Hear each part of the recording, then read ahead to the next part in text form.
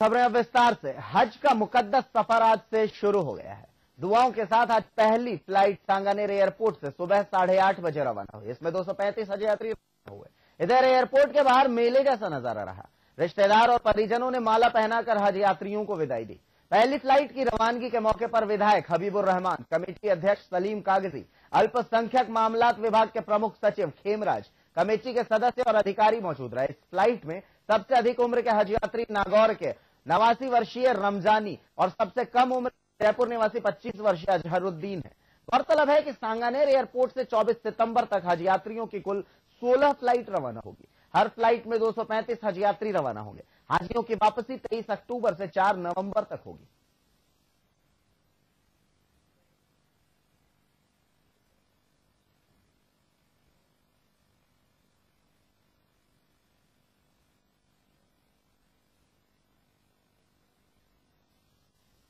तो आपको बता दें कि हज यात्रियों को लेकर पहली फ्लाइट जो है सांगानेर एयरपोर्ट से रवाना हो चुकी है, जिसमें 235 हाजी शामिल थे।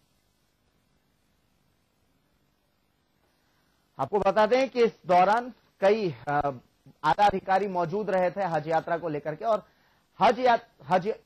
हज यात्रियों की इस पहले जत्थे को लेकर के ज्यादा जानकारी देने के लिए अनिल सेन, संवाददाता जयपुर से हमारे लाइन पर जुड़ चुका है। अनिल, हाजियों का पहला जत्था रवाना हो चुका है, क्या कुछ सुविधाएं मुहैया कराई गई हैं इन हाजियों को सरकार की ओर से? ज्यादा जानकारी चाहेंगे। देखिए अभिषेक, हाल फिलहाल चल रहा है, फ्लाइट रवाना नहीं हुई है। हाँ, इतना जरूर है कि फ्लाइट में जो सभी हाजी हैं उनको यहाँ पर बैठा दिया गया। सभी सुरक्षा की बात हो या फिर लगेज की बात हो, सभी कुछ लोडेड हो चुका है फ्लाइट के अंदर। अब कुछ ही क्षण में ये फ्लाइट रवाना हो जाएगी पहले जत्थे को लेकर। पहले जत्थे में 235 जो यात्री हैं वो आज रवाना हो रहे हैं जयपुर से हज यात्रा की, मक्का मदीना की यात्रा के लिए। और इस यात्रा में इस तरह का उत्साह देखने पे बनता विषय, उनके जो परिजन हैं, उनके जो रिश्तेदार हैं, वो भी इनको यहाँ तक छोड़ने के लिए पहुंचे। जयपुर एयरपोर्ट का जो नजारा है इस समय देखने लायक यहाँ पर बना हुआ है। आसपास के जो भी बस हो, छत जो लगी हुई हो, उन सभी पर इनके जो रिश्तेदार और परिजन आटे हुए देख रहे हैं कि उनके जो रिश्तेदार है या फिर परिवार वाला है वो हज की यात्रा पर जा रहा है। तो अंतिम जो एक तरह से कहा जा सकता है कि फ्लाइट से पहले जो है यहाँ पर देखते हुए कहा जा सकता है। हाँ, इतना दूर है कि प्रशासन ने अच्छी तैयारी यहाँ पर की, अच्छा इंतजाम यहाँ पर रखा है। और जिस तरह से दावा भी किया जा रहा है कि हज यात्रियों की सुविधा के लिए पूरी उनको सुविधा यहाँ पर दी गई। लगेज तक का जो है फ्लाइट तक उनको उनका लगेज यहाँ पर रखवाया गया है। तो इस तरह से कहा जा सकता है कि अच्छी बात ये कही जा सकती है। हज यात्रियों को जो अमूमन तौर पर पहले परेशानी यहाँ पर होती थी, काफी शिकायतें मिलती थी, उसको लेकर इस बार कुछ कम ही यहाँ पर शिकायतें देखने को।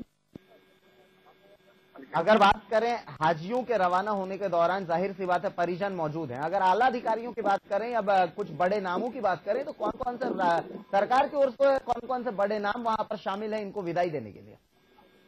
देखिए, हज कमेटी की ओर से यहाँ पर जो सलीम कागजी वो यहाँ पर मौजूद है। कांग्रेस के जो पहले चिकित्सा मंत्री थे जरूर मियां, वो भी यहाँ पर पहुंचे हैं उनको यहाँ पर विदाई देने के लिए। खासतौर से अधिकारी वर्ग तो यहाँ पर रहेगा ही, और ये जो नेता है, जो वेलफेयर कमेटी के जो सदस्य हैं, कमेटी के जो सदस्य हैं, वो लोग भी सभी यहाँ पर मौजूद यहाँ पर हैं। और उस जो पहली फ्लाइट है उसको यहाँ से रवाना यहाँ पर करेंगे। हाल फिलहाल सभी जो लोग हैं विदा यहाँ पर कर रहे हैं हाजियों को, और फ्लाइट तक उनको यहाँ पर पहुँचा रहे हैं। ये कहा जा सकता है कि इन नामों में हालांकि बड़े नाम नहीं है, किसी तरह जो या मुख्यमंत्री की बात की जाए या फिर राज्य सरकार के मंत्री की बात की जाए, उनमें से शायद अभी तक कोई खबर नहीं आई कि कोई यहाँ पर उनको विदा करने के लिए यहाँ पर पहुंचा। लेकिन कुछ जो नेता हैं वो यहाँ पर जरूर पहुंचे, उनको विदा यहाँ पर करेंगे। अभी तो फ्लाइट तैयारी में है, रवाना नहीं हुई है जयपुर एयरपोर्ट से। कुछ ही पल में यहाँ से एक उड़ान भरेगी और पहली जो यात्रा के लिए जो जत्था यहाँ से रवाना होगा 235 यात्रियों को लेकर हज की यात्रा जो करवाई तो मक्का मदीना के लिए यहाँ से यात्रा जाएगी, उसको लेकर कुछ ही समय में अभिषेक यहाँ से जो फ्लाइट है वो यहाँ पर उड़ान भरेगी। चलिए अनिल, बहुत बहुत धन्यवाद हमसे जुड़ने के और तमाम जानकारी के लिए। ये जयपुर संवाददाता अनिल सेन जो बता रहे थे कि बस कुछ लम्हों के बाद हाजियों को लेकर के पहली फ्लाइट जो है वो जेद्दा के लिए रवाना हो जाएगी, और सभी हाजियों को जन टीवी की तरफ से भी शुभकामनाएं।